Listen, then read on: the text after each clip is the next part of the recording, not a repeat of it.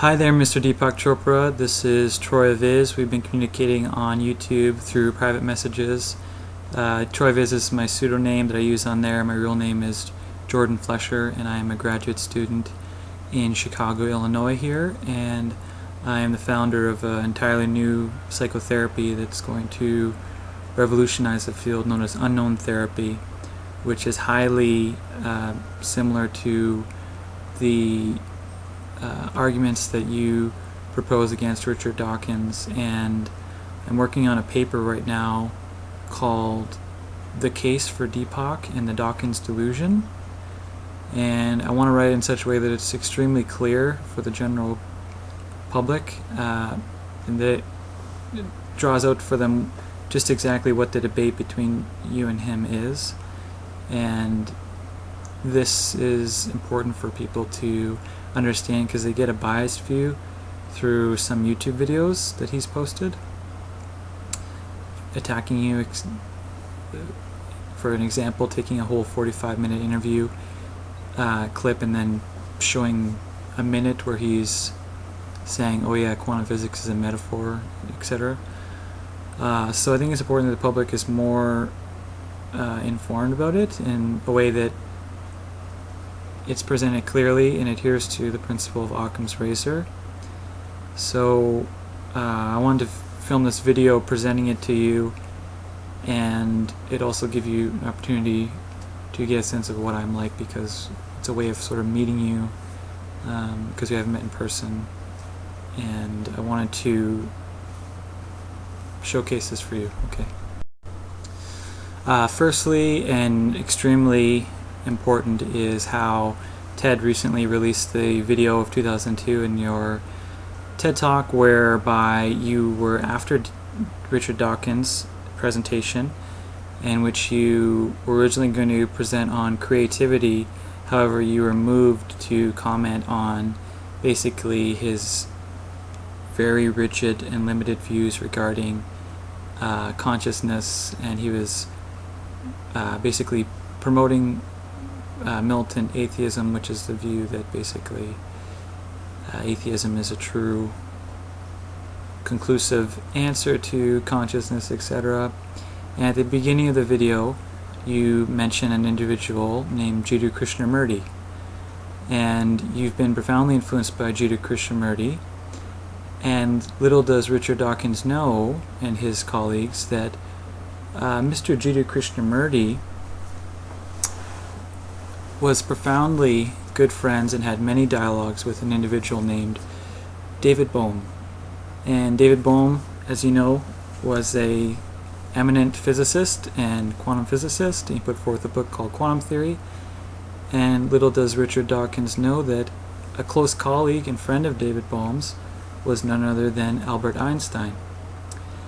And in your most recent book here, which I own and which I've read, Stipper Brain, you co-authored with Rudolf Tanzi, who's an eminent scientist right now, you mention evidence of your knowledge of David Bohm in a quote on page 309, which quotes David Bohm saying, the universe is an undivided wholeness in flowing movement. Instead, that sentence comes from the far-seeing English physicist David Bohm. So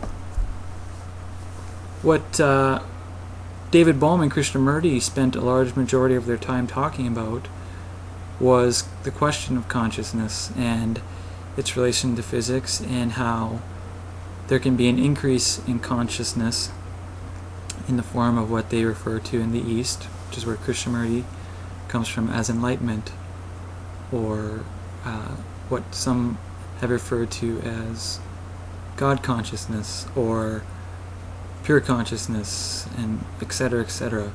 In other words, David Bohm, this physicist, who is highly, highly regarded by Albert Einstein, by numerous physicists, was not taking this view of militant atheism, and he was not closed off to communicating with Jiddu Krishnamurti, who was someone who essentially was studying consciousness, speaking about consciousness, how there is a whole according to Ken Wilber, a spectrum of consciousness. And he was open, and they had many dialogues. And you yourself are very familiar with Krishnamurti, in case Richard Dawkins doesn't know it. There's a whole book here, Total Freedom by Krishnamurti, where you say, via an endorsement on the back, "In my life, Krishnamurti influenced me profoundly and helped me personally break through the confines of my own self-imposed restrictions to my freedom." So there's the first thing right there, which is something that Richard Dawkins commits. It's known as the fallacy in logic called ad ignorantium, which means arguing from ignorance, which is another way of saying make an argument against you, which itself is an argument that is based off of and integrates the thinking of both Jiddu Krishnamurti and David Bohm. So Richard Dawkins is arguing against you without having an in-depth understanding of Jiddu Krishnamurti and as well as David Bohm, especially their dialogues together. So he's arguing from ignorance against you in that regard. And this is only one of the examples where Richard Dawkins commits that fallacy known as ad ignorantium, or arguing from ignorance, in his debates against you, etc. Now, as I mentioned, Richard Dawkins commits the fallacy of ad ignorantium numerous times in his arguments against you, along with his colleagues. Virtually all of his colleagues that have interacted with you, including Sam Harris and the various skeptics,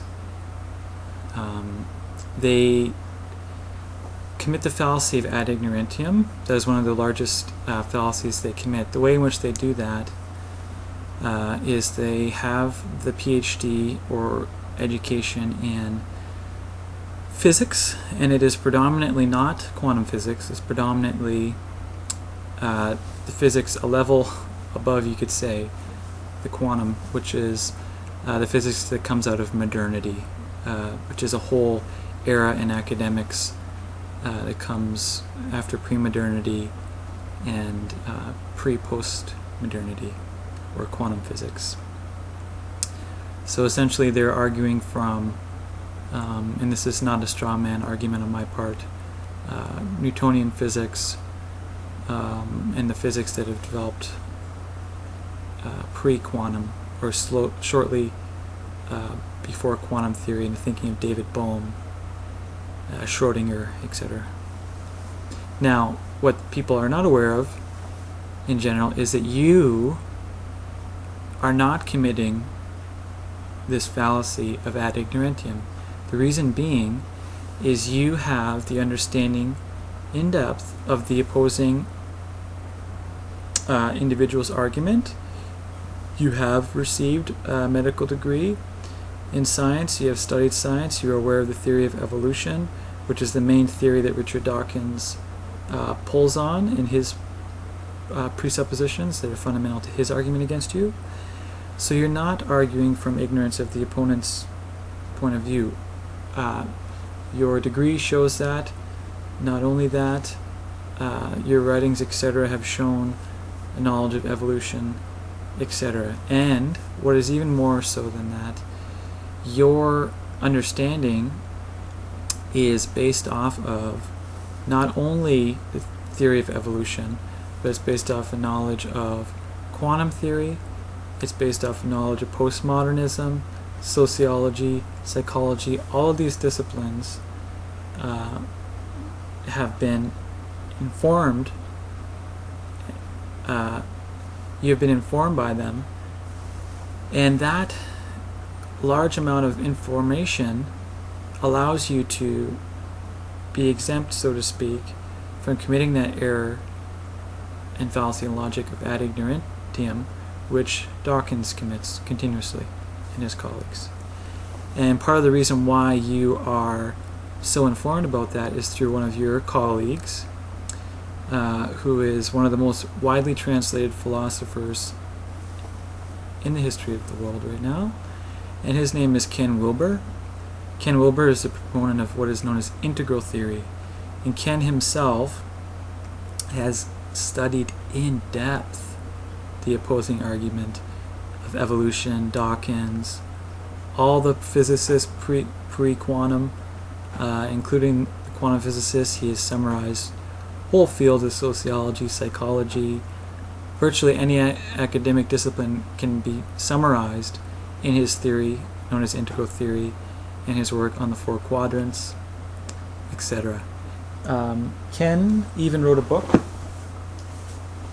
where he summarized various physicists who were studying quantum theory, etc., and would undergo mystical experience. In other words, they had an experience of consciousness, and they were open to this, to the study of consciousness. And it is very important for Richard Dawkins to be familiar with the physicists in here. For example, Schrödinger, Heisenberg, Planck, etc. And you yourself, in a recent video interview on integral life, you have shared with Ken that you really admired that book of his, Quantum Questions. So this shows that you have an understanding of that summarized knowledge of Ken Wilber's. Moreover,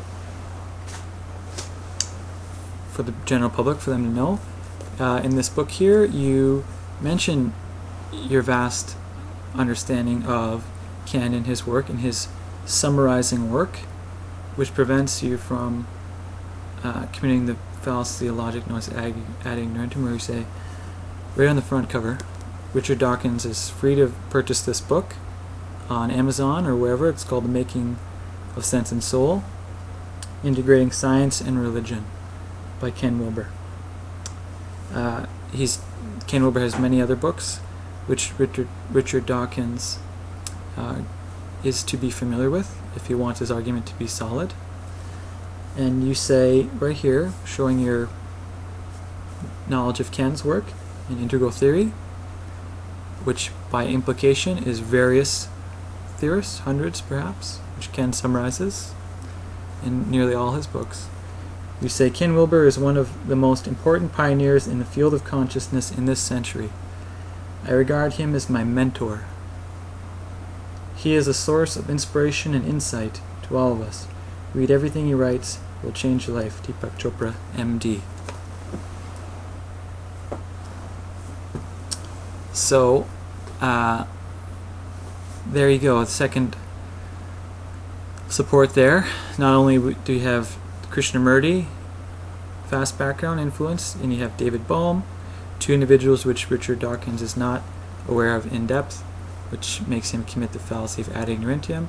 You have the mentorship and the continuous dialogues. There's two of them, if not more, between you and Ken Wilber, and you have knowledge of his work. So these three theorists were vast integrators in the fields of not only the scientific method that is based on Newtonian physics or pre-quantum. You have the theorist Ken Wilber, who has summarized vast fields of academics, which prevents you from committing the fallacy of ad ignorantium against the opponent's view, Richard Dawkins, Sam Harris, etc.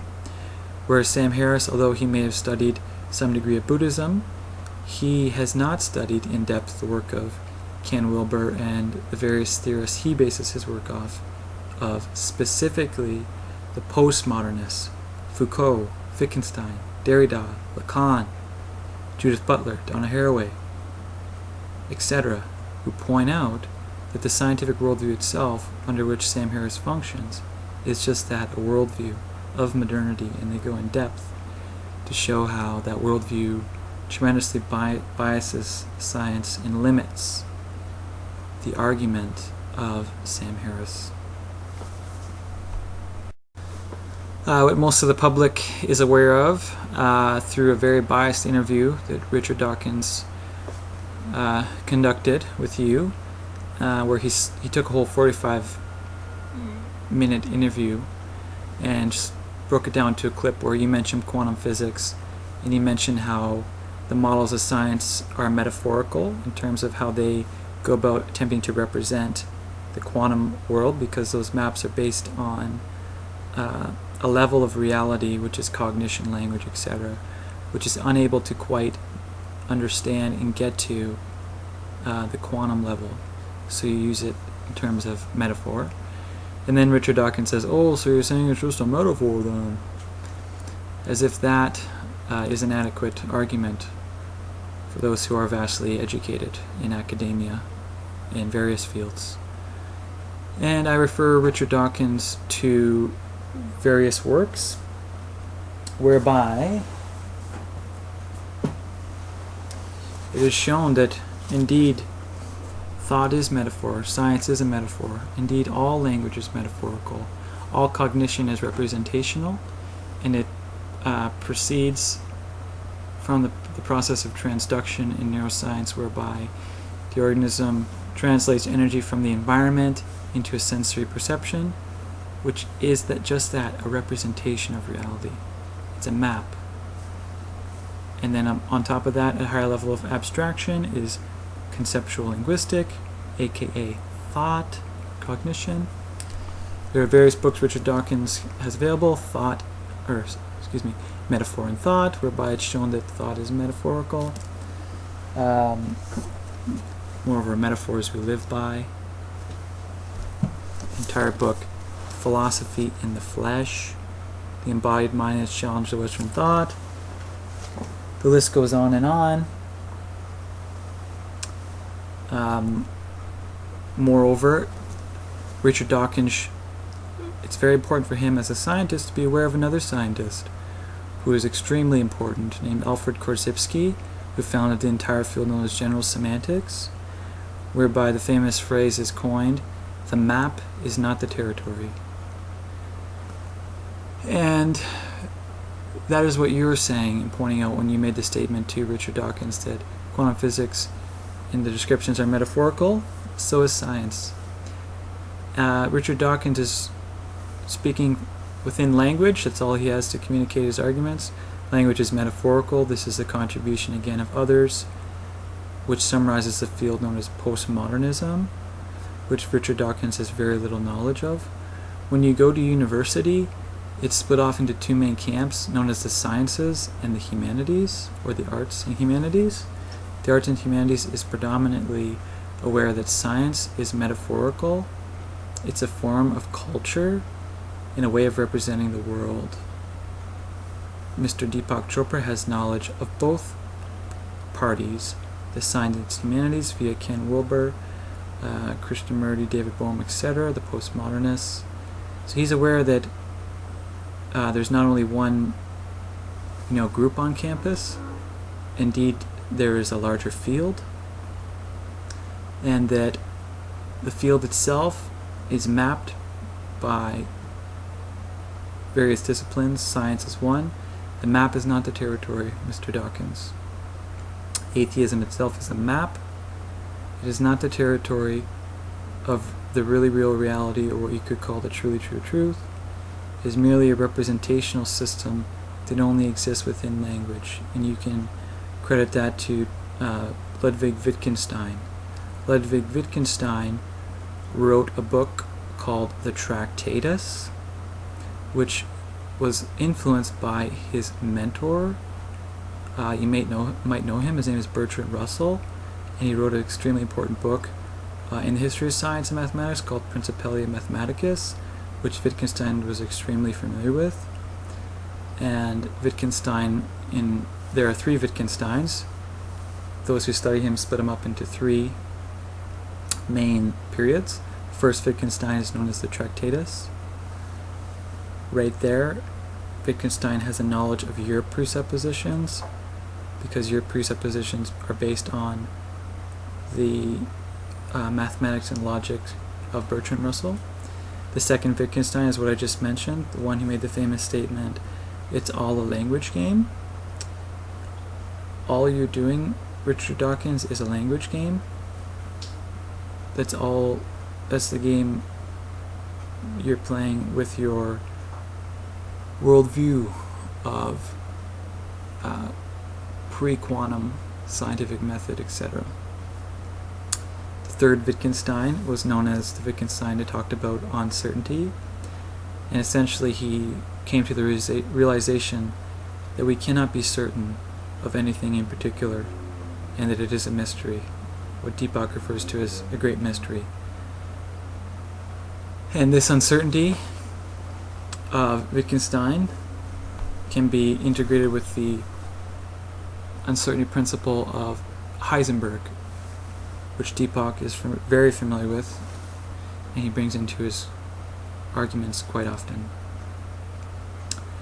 So I refer you, Richard Dawkins, to various scientists which you do not have a in-depth understanding of, which will prevent you from committing, along with your colleagues, the fallacy of ad ignorantium, or arguing from ignorance.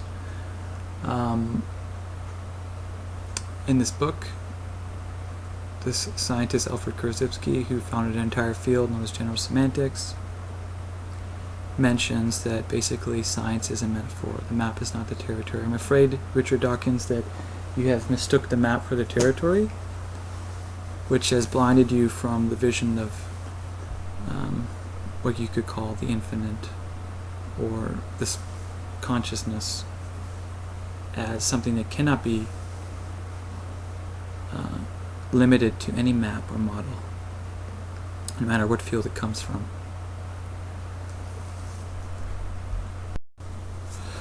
Moreover, TED recently banned a talk given by the eminent scientist Rupert Sheldrake, and by eminent I specifically mean that he has published various articles in the peer-reviewed journals, including one of the most notorious scientific journals of all, known as Nature. And he states this right in his book here. Richard, you're available to purchase this book and read it. It would be very important that you did if you want to fully understand your opponent's argument, namely Deepak Chopra and his colleagues. This is an extremely important book, and Rupert Sheldrake has done extremely important work in the field of biology, which is your field. So it's important for you to be aware of other biologists' work. I'm aware that you and him have actually had a conversation where a very similar situation happened with Deepak, where it was essentially set up by you in a biased way. And the information on it is available on Google and on Richard Dawkins' website for anyone who is interested in that. And this book itself is actually published under Deepak Chopra Books, which shows the affinity that Deepak has for this argument. What Richard Dawkins and others don't understand when they criticize Deepak is that when he's making an argument, it's not falling from the sky. His argument is based off others who he has studied and who he's colleagues with and who he's friends with, top experts in more varied fields than just biology, like and pre-quantum physics, like Richard Dawkins' colleagues. So right here is extremely important what has happened, because TED banned Mr. Sheldrake's talk, TEDx, and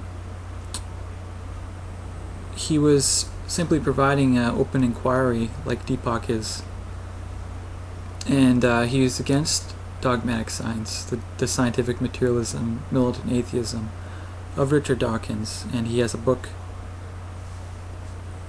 coined off of specifically Mr. Dawkins' book, The God-Delusion, where he criticizes pre-modern God as defined by exoteric religion, specifically Abrahamic religion, and he lumps the word God into only representing Abrahamic or pre-modern religion, whereby he commits the fallacy of a number of fallacies, but ad ignorantium, without an adequate and wide, fast, global understanding of God in terms of both modern, postmodern, and integral, the work of Ken Wilber, insights from Advaita Vedanta, Zen Buddhism,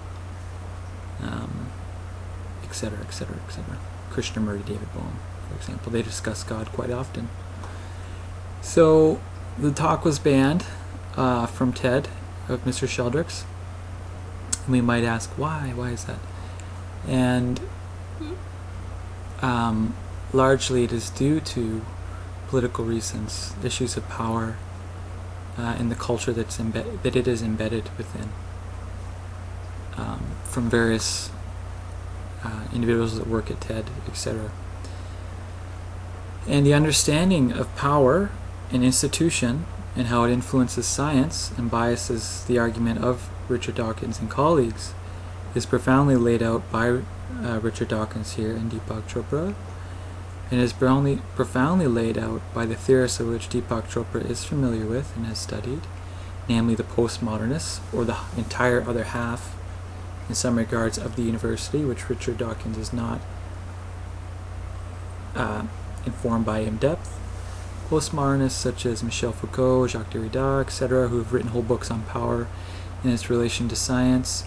Mr. Foucault interacted with another individual in academia who discusses power and science, etc., in depth, and I'm sure that Richard Dawkins is familiar with him. His name is Noam Chomsky. He's actually written a whole book on power here called Understanding Power.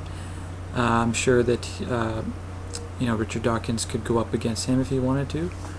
He's another one of those within the realm of the opposing side who have an understanding of culture, society, and science, and are not strictly taking the view of militant atheism, and who are not under the Dawkins-Delusion. So you're free to interact with him and Deepak or Rupert Sheldrake, Ken Wilber anytime.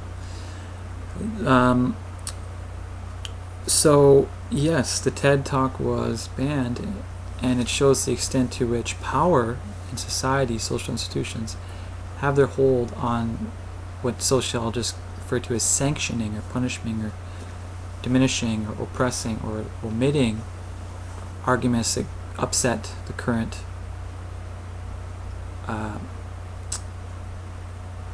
not even the current paradigm, but very rigid views or norms or dogmas. So the sociological impact of Richard Dawkins' arguments and the bias that it has plays a part in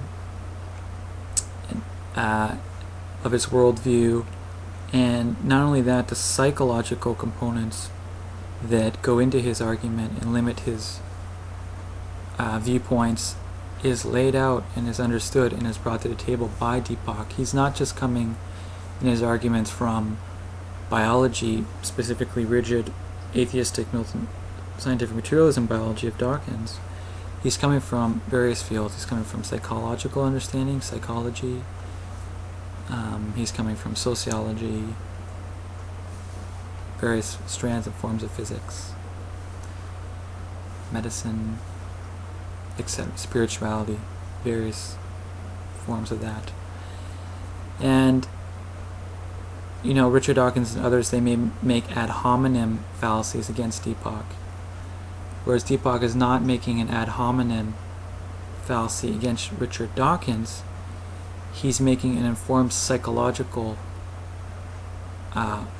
argument against the psychology that is influencing Richard Dawkins' argument and is leading to the argument being limited, conclusive, which itself is anti-scientific method by nature. The scientific method does never prove or conclude that this is the end story. The word prove was deconstructed by Popper, who was a scientific philosopher who showed that science can only really speak in terms of probabilities. And although Richard Dawkins commented in a video with Bill Maher that science doesn't prove that God doesn't exist, however, it's extremely improbable that God of which he is referring to doesn't exist.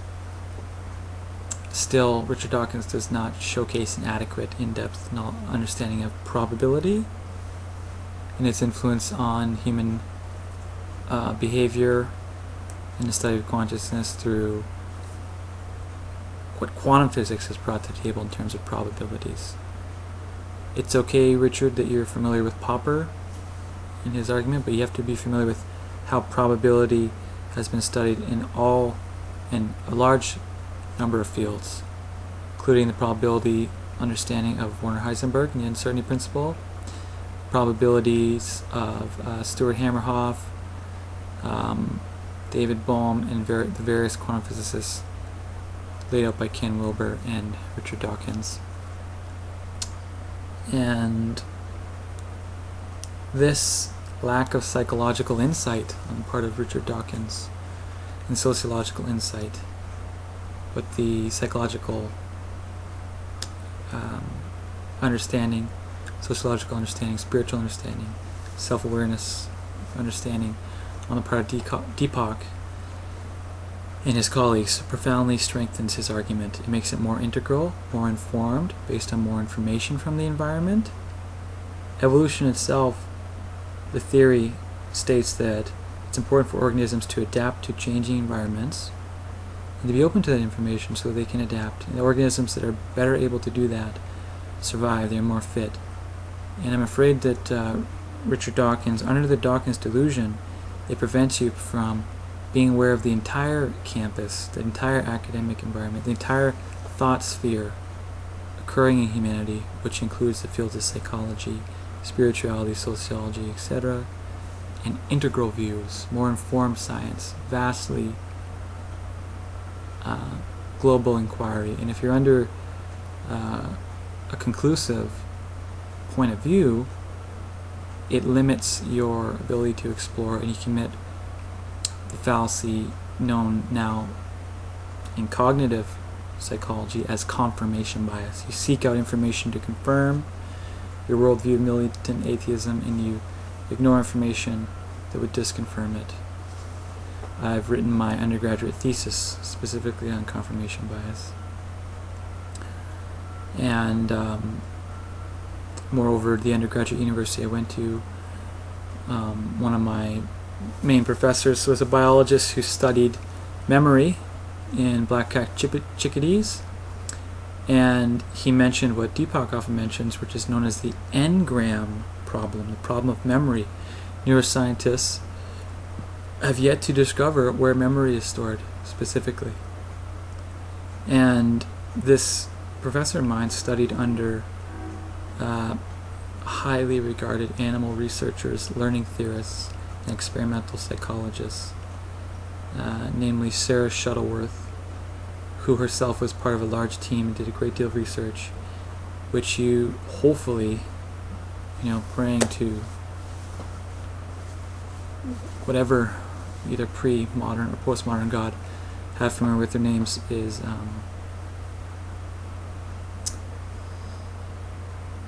the learning theorists who talked about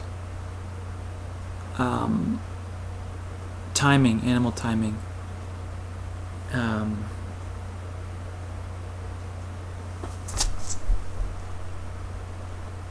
The Rescorla-Wagner model of animal learning. And the Rescorla-Wagner model is used almost virtually in any organism is studied in terms of mammalian learning. And that underpins the new up-to-date view of evolution, which is the bridging of both learning theory and evolutionary theory. And that was first proposed prominently by an individual named Alan Kimmel, and his Papers in Behavioral Biological Scientists. It was called A Synthetic Approach to the Study of Animal Intelligence. And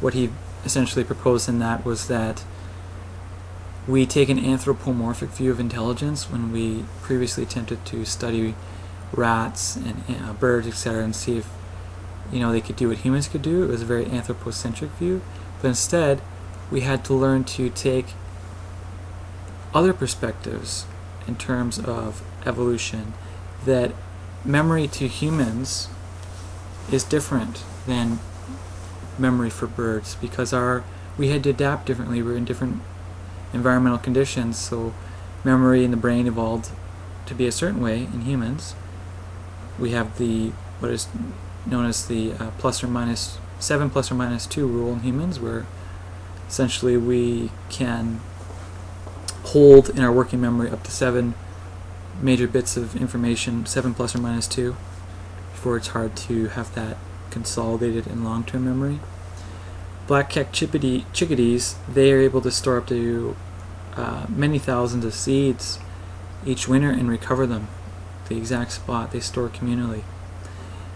And so memory is going to be different in different organisms, and what Alan Kimmel presented there was doing a vast range of experiments under all kinds of conditions, all kinds of species, where a more pluralistic, relativistic, in a sense, view could be taken by science so that it can be aware of other worldviews. Deepak Chopra, in his most recent talk with Ken Wilber, which is available for you, Richard Dawkins, on his website, and in his newest book, Superbrain, points out how the brain is, and sensation perception is species specific.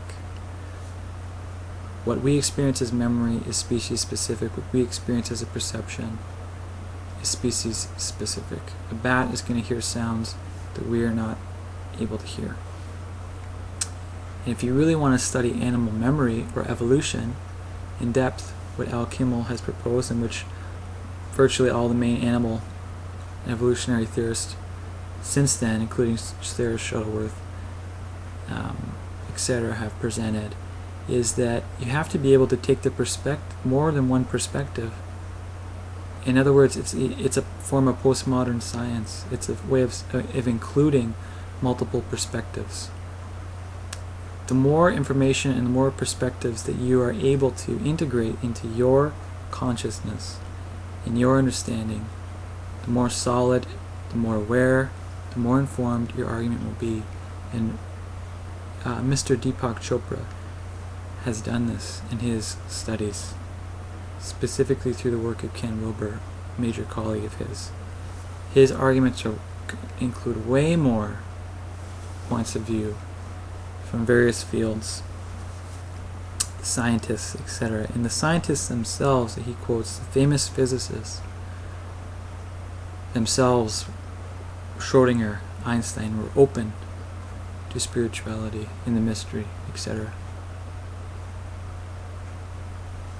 So, again, the major flaw in the Dawkins-Delusion, one of the major flaws, is ad ignorantium, arguing from an anthropocentric view of consciousness, whereas Deepak is not necessarily doing that.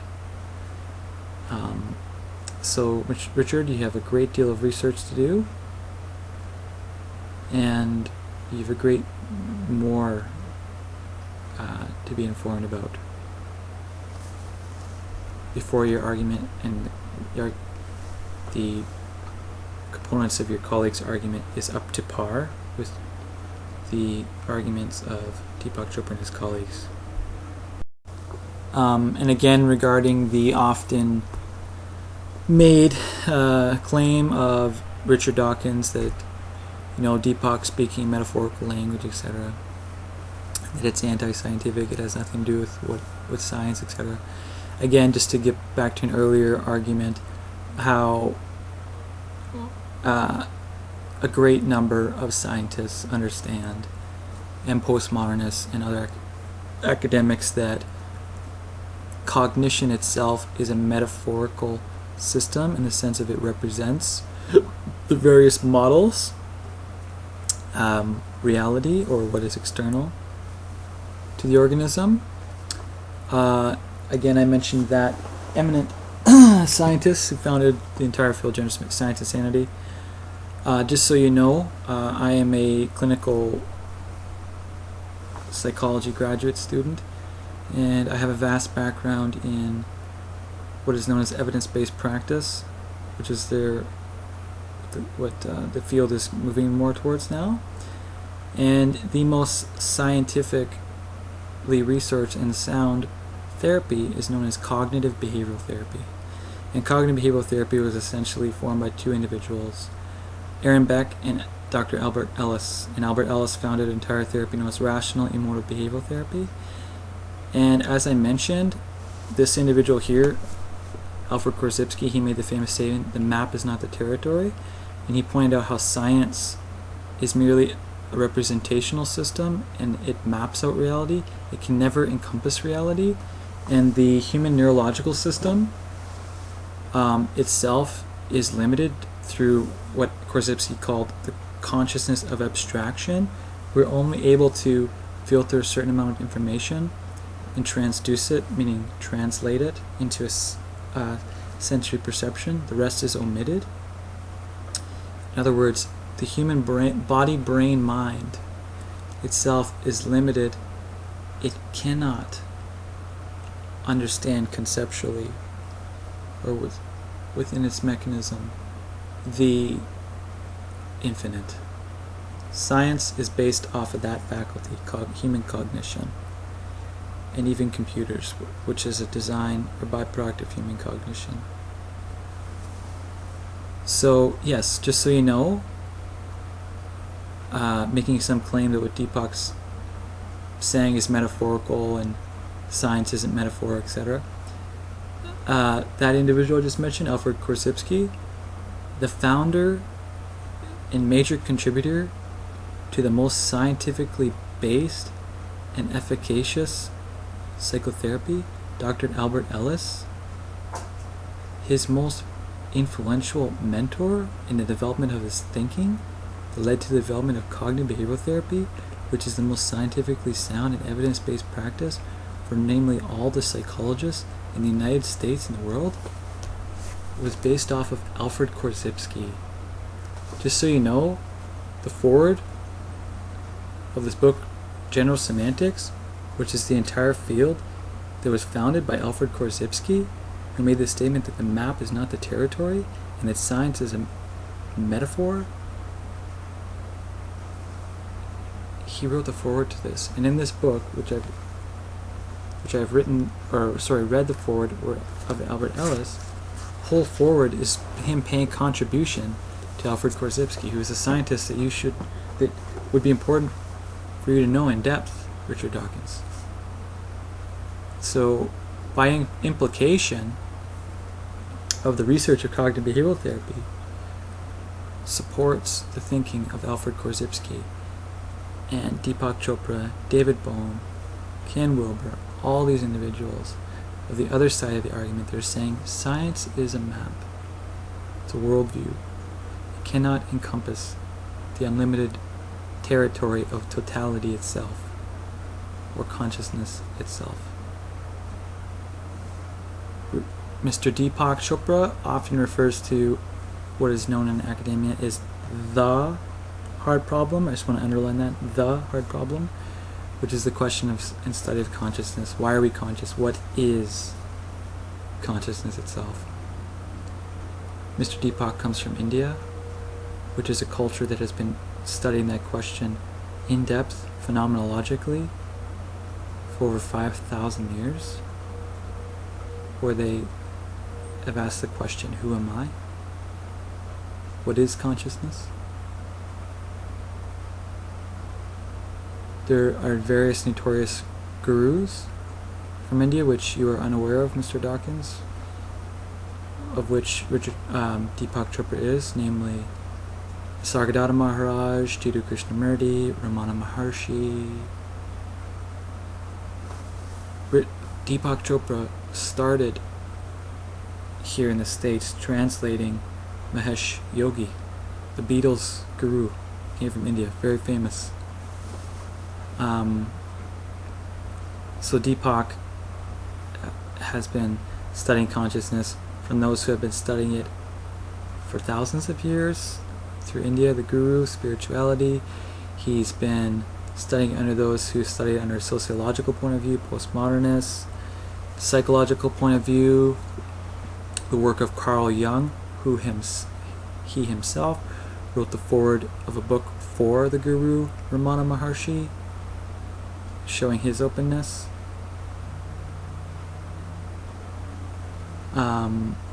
He studied it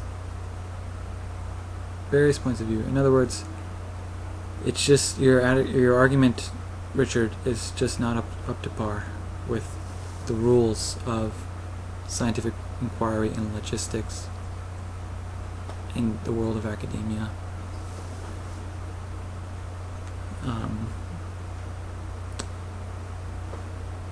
So until you have that vast background, your argument will just not be up to par, and you'll be unable to not commit the fallacy of ad ignorantium and numerous other fallacies, as well as appeal to tradition is another fallacy in logic, where you appeal to what has been traditional, the traditional view of scientific materialism, just because it may have some tradition to it. And Newton himself, Newtonian physics, and the mathematics of Bertrand Russell, etc. Just because something is traditional doesn't mean it is actually solid, valid, and true. You have to be up to date. Science is on the frontiers of human inquiry. In order to be logical and not commit the fallacy of appeal to tradition, you have to be up to date with the most recent science, which Deepak is up to date with through the various quantum physicists and his colleagues. There's a whole field that your field of biology and the fundamental views come from a period in history known as modernity, which is after World War II. Well, there's a whole time scale that passed that's more recent, known as postmodernity, and you have to be aware of that whole field of inquiry. And so you're continuously committing three main fallacies: ad ignorantium, appeal to tradition, and ad hominem, where you attempt to attack the psychological characteristics of Deepak without having in-depth knowledge of psychology.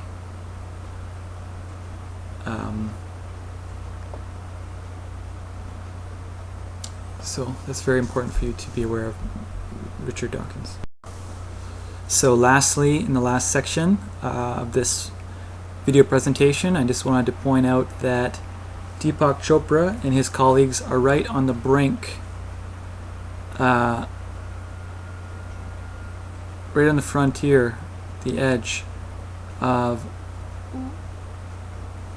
the most up-to-date thing you can say, which in a way has been stated and restated since Socrates and earlier, which is that life is a great mystery.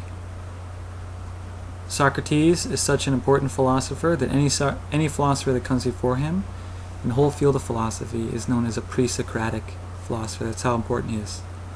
And his summarizing statement was, ultimate wisdom, or he or she who knows that they knoweth nothing, is truly wise. And he also said, I'm only quite sure, it seems, of one thing, which is that I know nothing. And the whole educational system, a large majority of it, is based off what's known as the Socratic method, question answer, because from that understanding of the mystery, which was a real insight to Socrates, an enlightening insight, not in terms of enlightenment of the period in history of science, but of the enlightenment of which Deepak Chopra and others speak of, that the East has informed us, East and West now. Enlightenment, you could say, with a capital E, that which goes beyond the mundane or limited views of science. So Socrates would go around and he would question people. They might make a statement such as, oh, I'm an atheist, or there is no God. Socrates would go in and, through sincere dialogical inquiry, point out that there's no way to really know what you're talking about because it's a mystery. And there was a great humility there, which Richard Dawkins, according to many, if we're talking about inter-rater reliability here, reliability and validity, two important things in experimental science. Reliably, Richard Dawkins has been, in terms of what psychotherapists would call interpersonal feedback, if he was in a group. He's often experienced as very rigid and not humble when it's used, very arrogant. And this came out, one of these forms of feedback, through Higgs. Many of you may be aware that the Higgs boson is an extremely recent discovery. It's all over various magazines and the news, etc. One of the most recent Scientific American articles has the what the Higgs discovery really means. The government itself the United States has put the most funding into science of almost any country in the last decade or so. They put a large amount of money into the Hadron Collider. That's where the Higgs discoveries, and Higgs himself has given feedback. If we were in a group therapy to Mr. Dawkins, stating, and this is available, you go on Google, you can see it, that he finds Richard to be quite close-minded and off and arrogant in his attack against pre-modern religion. And he comments on how Mr. Higgs even is more well-versed in an integral view. He knows that there's not just one definition of God, prehistoric, almost mythic God. He says that there's more forms of spirituality than just exoteric religion that says God is in the sky. How hard is it to attack that? It's not hard at all. And so there's some feedback from one of the most eminent scientists out there right now, Professor Higgs. So it's very important for Richard Dawkins to be tremendously more self-aware, which is what Deepak brings to the table. He's talking about self-awareness, consciousness, insight, understanding, wisdom. Getting back to Socrates, stating that life is a mystery. That itself, the mystery, is what is on the brink right now in all the fields. It's cropped up in many ways, and I myself am summarizing that, and out of that understanding of life as a mystery, aka the unknown, I'm founding an entirely new psychotherapy in the field of psychology that is known at this time, that I'm referring to as unknown therapy. And it specifically is based in the realization that life itself is a mystery. Psychology is defined as a study of the mind, aka the hard problem. Consciousness and the mind are virtually synonymous. We cannot know what the mind is. It's an infinite mystery. We cannot know what even a single thing is.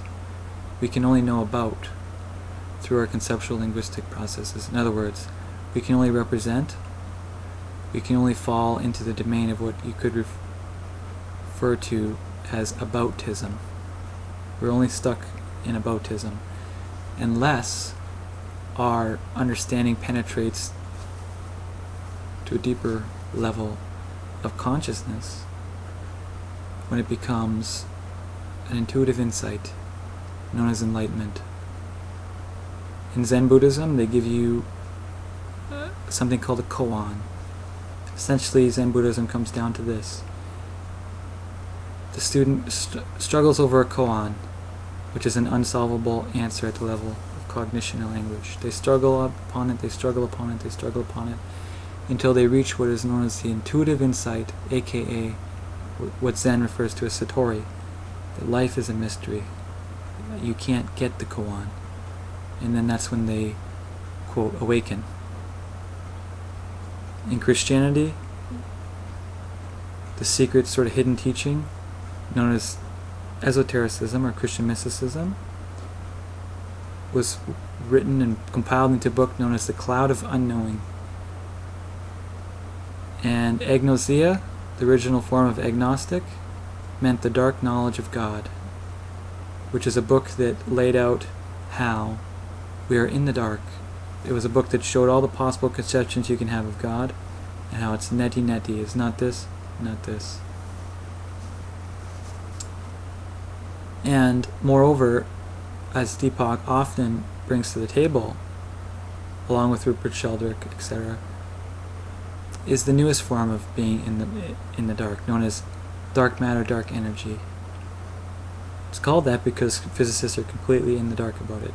Even one of the most recent Nobel Prize winners, Frank Wilczek, who studied the Hadron Collider, remarks how we are still completely in the dark about dark energy. It makes up most of the universe. It's a total mystery. And Frank himself has done amazing experiments where he shows what things look like, what we are capable of seeing with our senses through technology of the smallest level quantum reality, what it appears like. And he shows a video, it's available on MIT videos. It looks like a lava lamp, pulsating, totally full of energy. They now refer to it as the plenum physicists. They no longer refer to it as the void.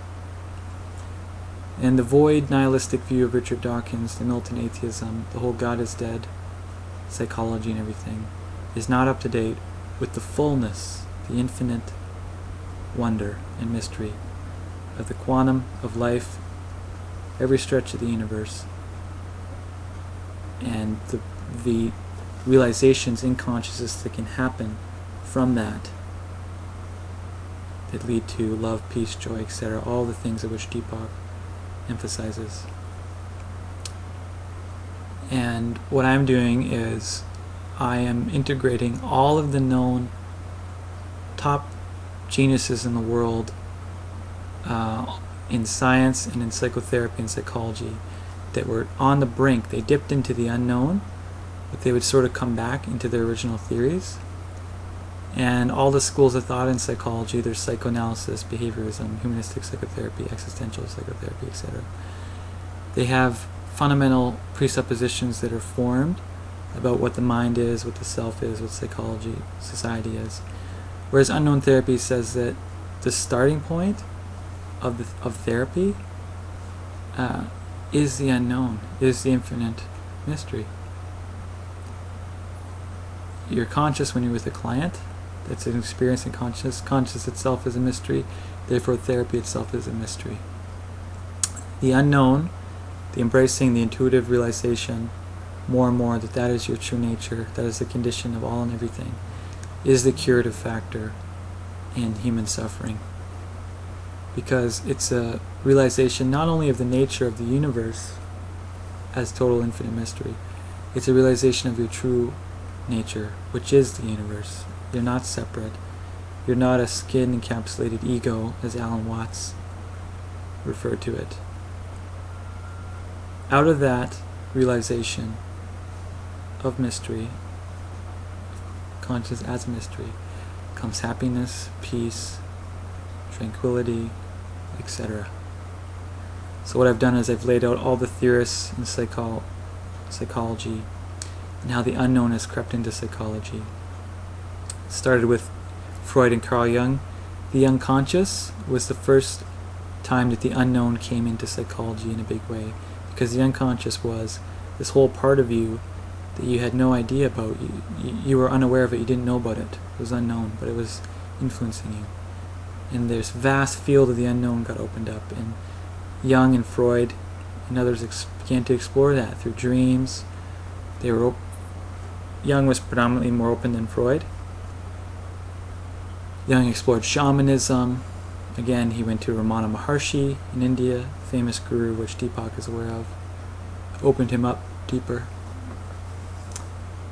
And the founder of humanistic psychotherapy, Carl Rogers, reports at the end of his life that he became more and more open to the unknown. There's a famous quote I have of Rogers here.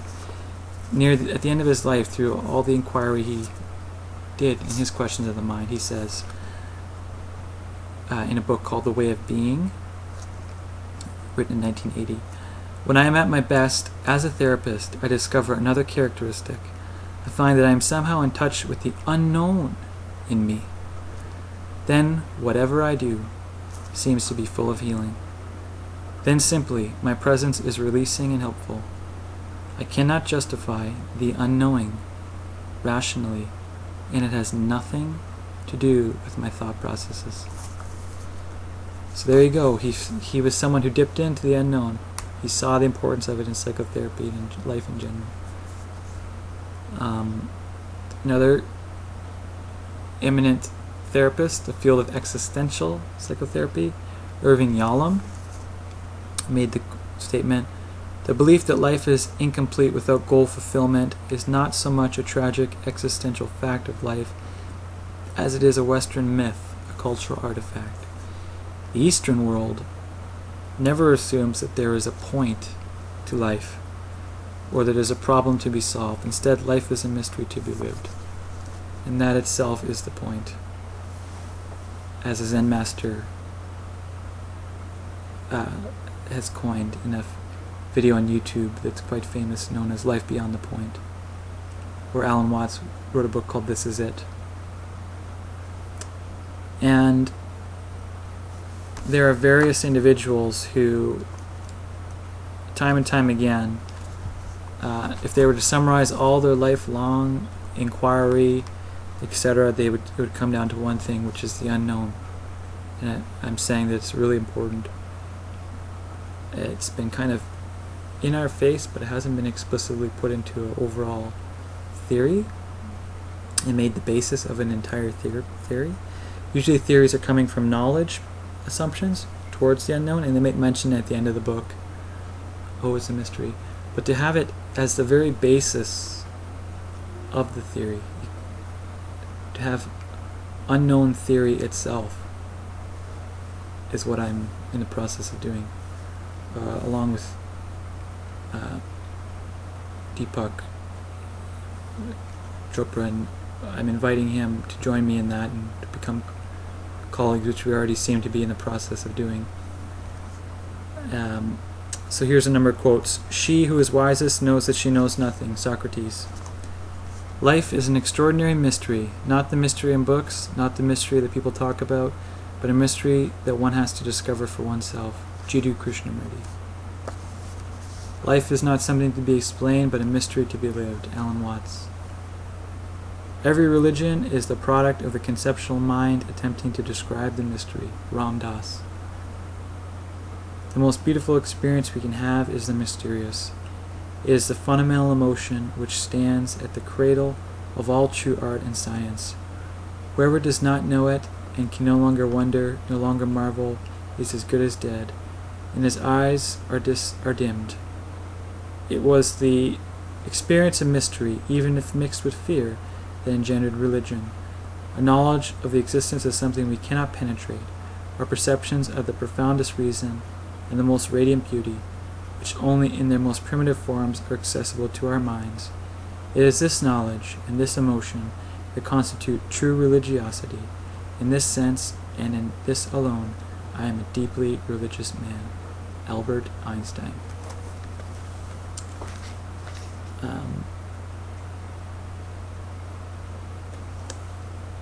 For example, China. The beauty of China, Taoism. Founder of Taoism, Lao Tzu, said, "I alone have the mind of a fool, and am all muddled and vague.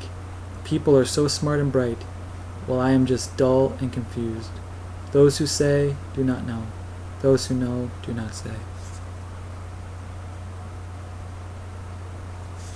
Nisargadatta Maharaj, who is someone Deepak has studied through his book I Am That, said, "Earlier I was sure of so many things. Now I am sure of nothing, but I feel that I have lost nothing by not knowing, because all of my knowledge was false. Not knowing was in itself knowledge of the fact that all knowledge is ignorance. That I don't know is the only true statement the mind can make."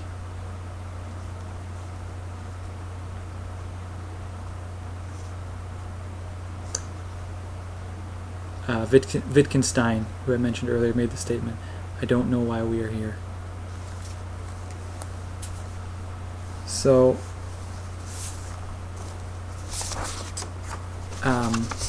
again, all these thinkers in psychology, science, they stumbled upon the unknown, they dipped into it, came back. For example, mindfulness, behavioral therapy is being applied to psychology now. There's a famous guy named Jon Kabat-Zinn.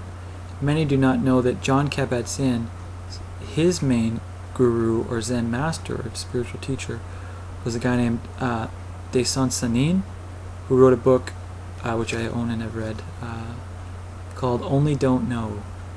Basically, keeping a don't know mind, the mystery. And his main teaching to everyone, he would sit there and say, don't know, keep a don't know mind. In Zen, they refer to Zen mind, beginner's mind. So right there you have the unknown creeping its way into psychology through the mindfulness movement, through Jon Kabat-Zinn, through his teacher, Zen master.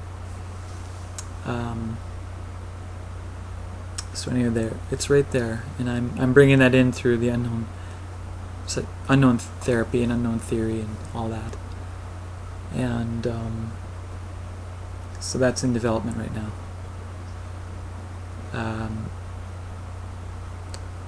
So I just wanted to thank you, Deepak, if you managed to listen to this entire video, and I will be keeping in contact with you, and it's a pleasure to meet you.